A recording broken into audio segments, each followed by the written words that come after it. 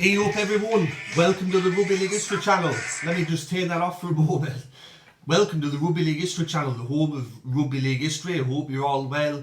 On this Saturday, I'm just going to be reviewing the round 3 match which just finished about 5 minutes ago between Parramatta and Cronulla. The match was played at Bankwest Stadium. So I'm going to be talking about some of the big points and I'm going to be talking about my thoughts on the match. So going into this game, Parramatta were 2 from 2, Cronulla were 1 from 2. And the match started pretty good from both sides. Both sides were getting through their sets. But in the 7th minute, Cronulla got a scrum. They elected to pack the scrum in the middle of the field. And then I think the resultant try was just pretty much a training ground exercise. It was very soft from Parramatta, I think, to concede that try. The ball went out to the right-hand side. And Sione Katoa scores in the corner and makes it 4 points to 0 to Cronulla. And Chad Townsend, he's had a shocker with the boot over the last couple of weeks. He misses from the sideline, so it stays 4-0.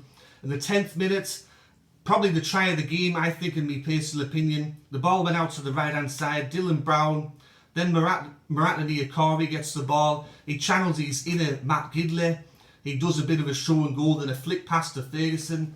And Fergalicious scores. It makes it 4-all. Mitchell Moses misses the goal, so after 10 minutes, 4-all. And then for the next 20 minutes or so, it was kind of shades of the back end of 2020. Parramatta were trying to force their hand too much. They were trying too hard with the attack. They were trying to force passes that weren't there. They looked a bit disjointed. Case in point, there was a play where they went out to the left-hand side. Mitchell Moses, he gets the ball, and then he's trying to pass it to Gutherson, and then Opacek runs in front of him, and he gets Falcon. So a bit disjointed there. But it was a first half of injuries and HIAs because Cronulla had Wade Graham taken off. Sione Katoa was off with, I think it's a medial or an ACL injury. Also Brighton Nakora, he was off.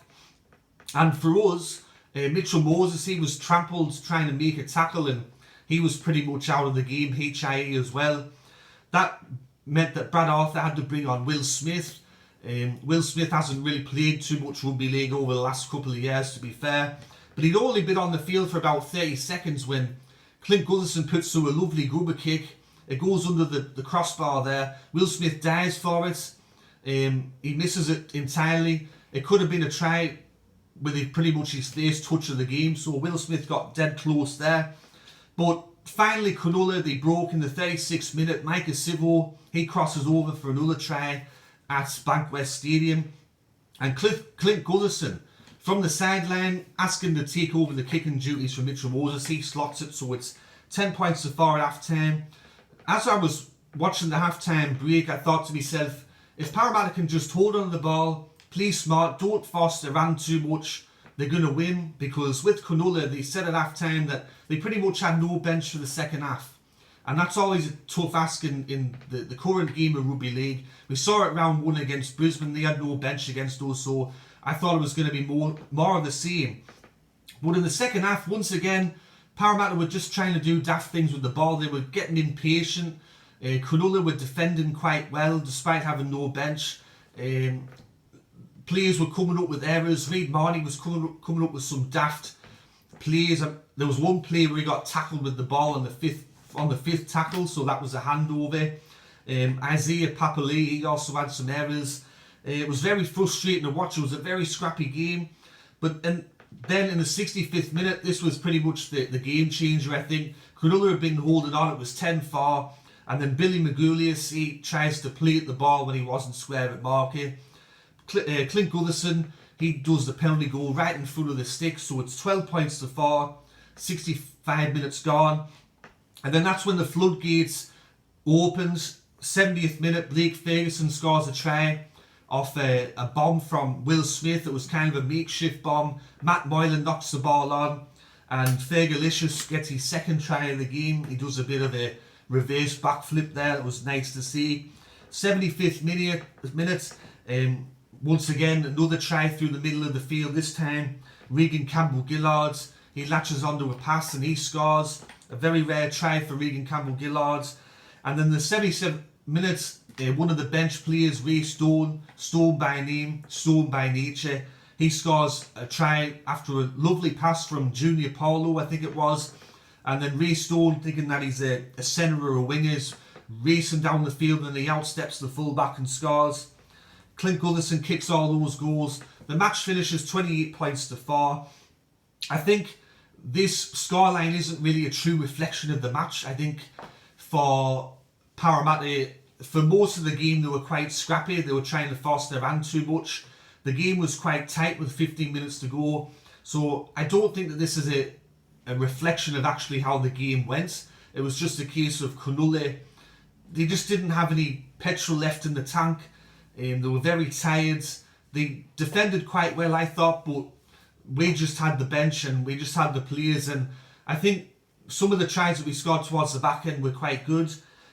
For Parramatta, I thought that our best players, if I'm going to give a top 3, I'd probably have to say Clint Gutherson was the best player for us. Second best player on the field was probably Junior Paulo. I thought he played very well. He did some good carries, some good offloads.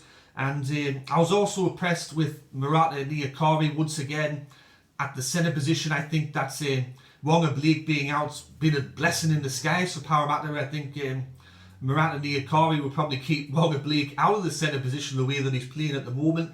I also thought that the bench stepped up tonight as well. Will Smith, I'm not a fan of Will Smith, to be fair, if you know me personally, but he really stepped up today. Keegan Hipgrave, he put in a good shift, and so did Ray Stone. I was impressed with Ray Stone. He put in a couple of good hits there, and he was also good in attack. He scored that try. So for Parramatta, it was pretty much a routine win in the end, but as I said, I think that the scoreline's not really a true reflection of the game. Our next game is against West. It's on the bank holiday, Easter Monday. So it'll be interesting to see how we go against West, because I think if we play like that again, I think we're going to give other teams an opportunity to score points, because I think at times their attack was good, but at other times it was really poor. But I'm dead pleased with the win, and that's my review. So I hope you enjoyed that review. If you did, give it a thumbs up. If you're new to the channel and haven't yet subscribed, please consider subscribing. And if you got some spare time, go check out my Rugby League History Facebook and Instagram pages. Anyways, everyone, this is Rugby League History signing off. Good old Parramatta to win. Howie, get in.